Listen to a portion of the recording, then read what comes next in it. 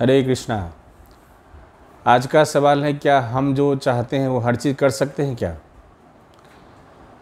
तो भगवान कृष्णा गीता के 18वें अध्याय में बोलते हैं कि हम जो भी कार्य करते हैं उसके लिए 5 फैक्टर रिस्पॉन्सिबल होता है। आजकल हम अक्सर देखते हैं कि कोई भी रिजल्ट आता है, बच्चे सुसाइड करना शुरू कर देते हैं, जो कि बहुत दुखद बात है। तो इसलिए ये जानना बहुत ज़रूरी कि हमारी सफलता और असफलता किन किन बातों में निर्भर करती है। तो भगवान गीता के 18वें अध्याय में बोलते हैं कि हमारी सफलता 5 फैक्टर पर निर्भर करती है। दैट मीन्स जो डूअर है सिर्फ हम नहीं हैं, डूअर जो है 5 फैक्टर से जो कि कोई काम को एकम्प्लिश करते हैं। पहला फैक्टर क्या है? हम शरीर, कर्म का स्थान, हमारा शरीर जो है जिससे हम कर्म करते हैं, that is called place of work. तो ये पहला फैक्टर है। दूसरा फैक्टर है हमारी चेतना, मतलब आत्मा। हमारा दूसरा डूअर जो है वो आत्मा है, क्योंकि आत्मा से हमें चेतना मिलती है और चेतना के थ्रू हम वर्क करते हैं। और तीसरा जो फैक्टर है वो है इंस्ट्रूमेंट वर्क, जो हमारे सेंसेस है, हम आँख से, हाथ से, पैर से, टंग से जो वर्क करते हैं। तो तीसरा फैक्टर हमारा जो है हमारे सेंस ऑर्गन है। और फोर्थ फैक्टर है हमारे एंडेवर्स, हमारे प्रयास। और जब ये चारों फैक्टर मिल जाते हैं तो 5वां फैक्टर जो फाइनल सैंक्शन अथॉरिटी है वो है परमात्मा। तो हम कोई भी हमारा जो भी हमारा कार्य होता है, जो भी हम उचित और अनुचित जो भी वर्क करते हैं, उस वर्क को होने के लिए 5 फैक्टर होते हैं। अक्सर हम लोग ये देखते हैं कि हम अपना प्रयास किए, हमें सफलता नहीं मिली तो हम बहुत उदास हो जाते हैं।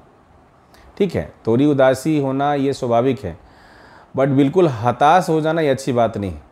कई बार हमें लगता है कि हमने सोचा वो नहीं हुआ, लेकिन बोला जाता है मन का हो तो अच्छा है, मन का ना हो तो ज़्यादा अच्छा है, क्योंकि वो शायद परमात्मा हमारे लिए कुछ और अच्छी प्लानिंग करके रखें। इसलिए हमारे हाथ में जो है हमारा प्रयास है। हमें प्रयास 100% करना चाहिए। हमें प्रयास इस तरह से करना चाहिए कि कोई दूसरा करता नहीं, only I am the doer. लेकिन क्या है, हमें प्रयास के साथ साथ हमें अपने प्रेयर मूड में हमें प्रयास करना चाहिए, और हमेशा हमें भगवान से अपनी कनेक्टिविटी इस्टेब्लिश करके रखना चाहिए। और हमें अपने दिनचर्या में जो प्रेयर्स को शामिल करना चाहिए। हमें कोशिश करना चाहिए कि सर्टेन टाइम, खास के सुबह उठ के हम अर्ली मॉर्निंग हमारा भगवान के साथ कनेक्शन हो, भगवान का नाम हम ले सकें, भगवत गीता पढ़ सके, भागवतम पढ़ सके। और यदि आप अदर रिलीजन प्रिंसिपल को फॉलो करते तो वहाँ के जो भी सिस्टम है उसको आप फॉलो करिए। तो हमारा सुबह उठने के बाद जो सबसे पहली एक्टिविटी होना चाहिए कि हमें अपनी स्पिरिचुअल एक्टिविटी को कोशिश करना चाहिए कि पहले उसको फिनिश कर ले, देन अपना दिनचर्या शुरू करना चाहिए। क्योंकि हमारी जो ज़िंदगी का इस तरह से हमारा प्लानिंग होनी चाहिए कि we should always remember Krishna, never forget Krishna. हर काम में, हर परिस्थिति में हमें ऐसा होना चाहिए कि हमें कृष्णा की याद होनी चाहिए, हमें भगवान का स्मरण होना चाहिए। क्योंकि भक्ति का सिंपल मतलब होता है, यदि आप अपने परिवार में यदि 2 सदस्य हैं तो कल से आप 3 सदस्य बोलें कि नहीं, हम अपने परिवार में 3 हैं, आप 2 + 1 भगवान कृष्ण। क्योंकि हमारे परिवार के यदि सेंटर में भगवान कृष्ण होते तो हमारे सबका जो है गोल एक हो जाता है। तो इसलिए आप जो भी कार्य करते हैं अपनी प्रयास इस तरह से करें कि सिर्फ आप ही करते हैं, और भगवान से प्रार्थना इस तरह से करें कि आप क्या है कठपुतली की तरह है, भगवान जो चाहेंगे वही होना है। तो इसलिए हमें खास कि अभी आज के जो कुछ जो बच्चे हैं जो तैयारी करते हैं, चाहे मेडिकल के हों, चाहे IIT के हों, चाहे IAS की तैयारी करते हों, कई बार यदि सफलता नहीं मिलती है तो उदास हो जाते हैं। ठीक है, सफलता नहीं मिलती तो हमें ये कोशिश करना चाहिए कि कहीं हमारे प्रयास में कमी तो नहीं रहेगी। यदि हमारे प्रयास में कमी रह गई है जो कि हमारे हाथ में, तो उसे हमें रेक्टिफाई करना चाहिए। अपनी प्रयास हमें 100% पूरी मेहनत से हमें कोशिश करना चाहिए कि नहीं, हमें अपनी सफलता हासिल करना है। बट यदि हमारी 100% प्रयास के बावजूद भी यदि हमें लगता है कि नहीं, हम जो चाह रहे थे उससे नहीं हुआ है, तो बस ये मान के चलना है शायद भगवान की इच्छा नहीं। और ऐसा नहीं कि यदि कोई हम कुछ प्लानिंग किया वो नहीं हुआ तो बस टोटली द एंड हो गया, नहीं। कई बार हमने देखा है कुछ बच्चे हमारे मित्र थे जो मेडिकल की तैयारी कर रहे थे, मेडिकल में नहीं हुआ, लेकिन बाद में वो IAS में सेलेक्ट हो गए। कुछ का IAS में सेलेक्ट नहीं हुआ, बहुत बड़े बिजनेसमैन बन गए। तो कोई नहीं जानता है कि किसमें क्या गुण है। आपको ये डिसाइड करना पड़ेगा आपकी पॉजिटिव एस्पेक्ट क्या है। अपने पॉजिटिव पे फोकस करिए और हमेशा मेहनत करिए, और मेहनत हमेशा भगवान के सानिध्य में रह के भगवान के साथ कनेक्टिविटी बना के करिए। क्योंकि जीवन का जो गोल है, शारीरिक स्तर पे देखें तो ठीक है, हमें एक अच्छी नौकरी मिलना चाहिए, या हम बिजनेस में सक्सेसफुल हो जाएं, या हम पारिवारिक रूप से सक्सेसफुल हो जाएं, ये हमारा शॉर्ट टर्म गोल है जिससे हमें आनंद की प्राप्ति होती है। क्योंकि अल्टीमेटली हम जो भी वर्क करते हैं, हम सबका गोल क्या होता है, हमें खुशी मिले, प्रसन्नता मिले। लेकिन हम सबको जीवन का जो फाइनल गोल है, परमानंद की प्राप्ति करना है। बोला जाता है this life is a preparation और death is the final examination. हम सब हमेशा बात करते हैं art of living, art of living, art of living. कोई बात नहीं करता आर्ट ऑफ डाइंग की। लेकिन हमें दोनों चीज़ सीखना है, आर्ट ऑफ लिविंग भी सीखना है और आर्ट ऑफ डाइंग भी सीखना है। और ये सब सीखने के लिए हमें भगवत गीता पढ़ना पड़ेगा, क्योंकि भगवत गीता हमें बताती है कि how to live our life and how to live our life, मतलब हमें जीना भी कैसे और छोड़ना भी कैसे। तो इसलिए जो सही देखा जाए सही रूप से हैप्पीएस्ट पर्सन कौन है, तो देखा तो हैप्पीएस्ट पर्सन वो है जिन्हें नींद अच्छी आती। आजकल अक्सर देखा जाता है कि करोड़ रुपया घर में है लेकिन लोगों को नींद नहीं आती। हैप्पीएस्ट वो है जिनका मन शांत है, वो पीसफुल रहते हैं।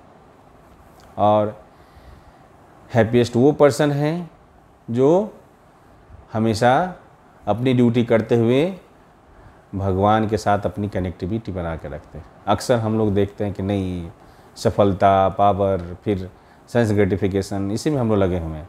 लेकिन ये ह्यूमन लाइफ का गोल बहुत हाई है। ये ह्यूमन लाइफ हमें सिर्फ खाओ पिए मज़े करे इसके लिए नहीं मिला है। हम इस ह्यूमन लाइफ से जो हमारी सबकी फाइनल गोल है, और हम सब का गोल है बैक टू गॉड हेड। भगवान गीता में बोलते हैं न तद्भासते सूर्यो न शशांको न पावक यत् गत्वा न निवर्तन्ते तद् धाम परमं मम।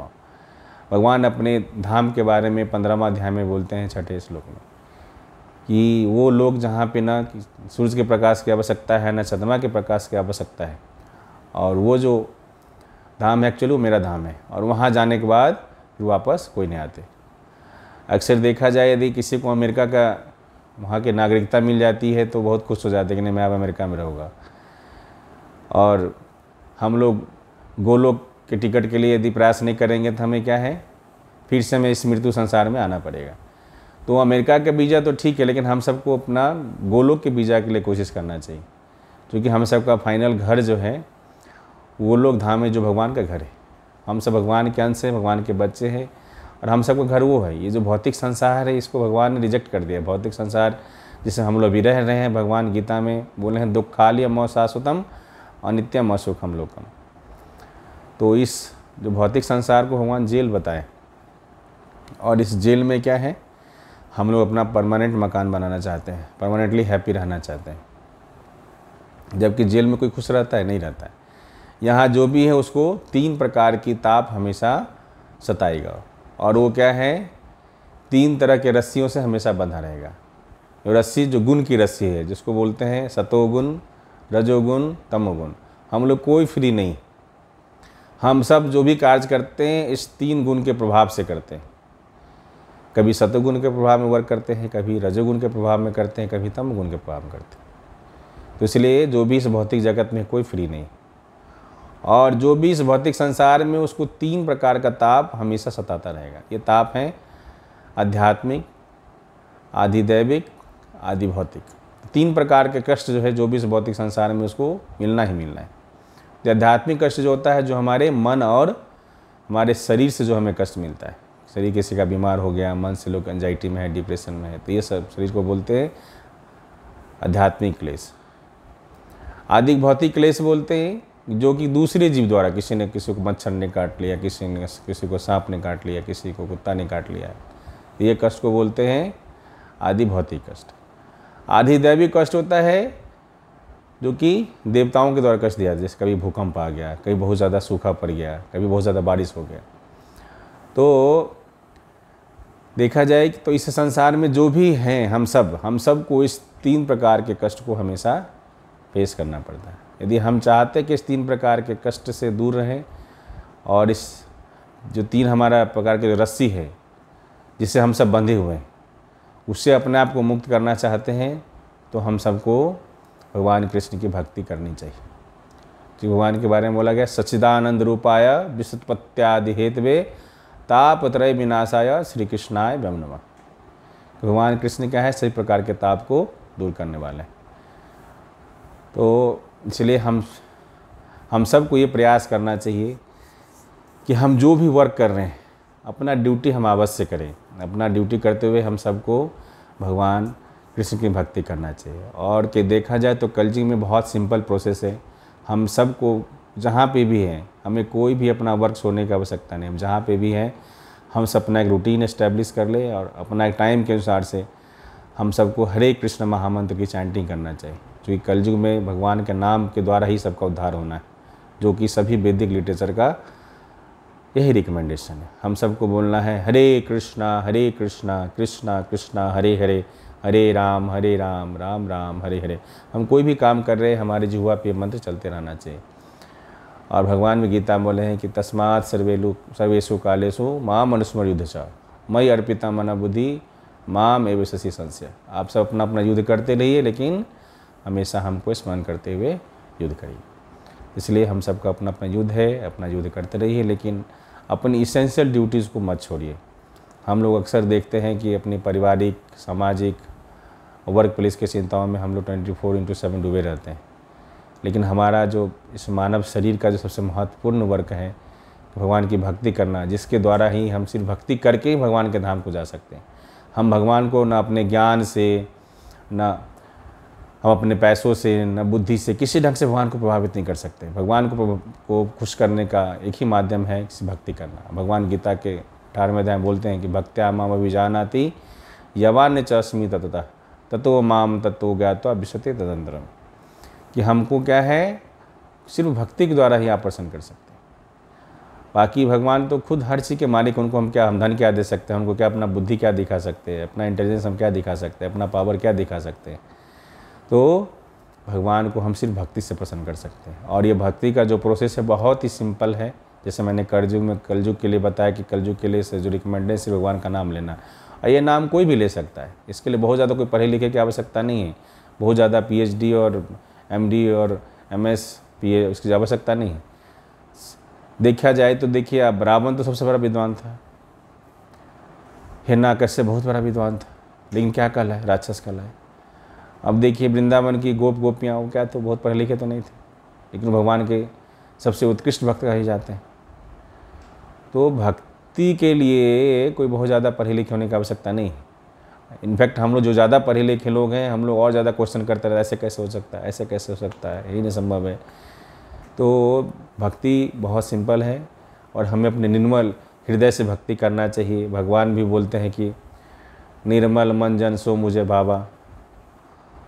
मोर कपटी लोग बोलते हैं कि हमें कपटी लोग मुझे पसंद नहीं, मुझे सिंपल लोग ज़्यादा पसंद है। इसलिए हम लोगों को सिंपलिसिटी में रहना चाहिए, भगवान का नाम सदा लेते रहना चाहिए, हमारा जो एसेंशियल ड्यूटी है उसको भूलना नहीं चाहिए और अपना वर्क करते रहना चाहिए।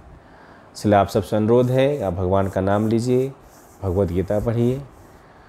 आप इतना भी यदि रेगुलरली कर लेते हैं तो निश्चित तौर पे आप अपना ड्यूटी करते हुए और हमारा जो फाइनल गोल है उसको प्राप्त कर सकते हैं। और हम सबका गोल है, जो डिफरेंट माध्यम से बोला गया है कि जन्म लाभ परम पुंसाम अंतकाले नारायण स्मृति। हमें जब भी, आज न कल, जब भी हमें शरीर छोड़ना तो पड़ना ही है।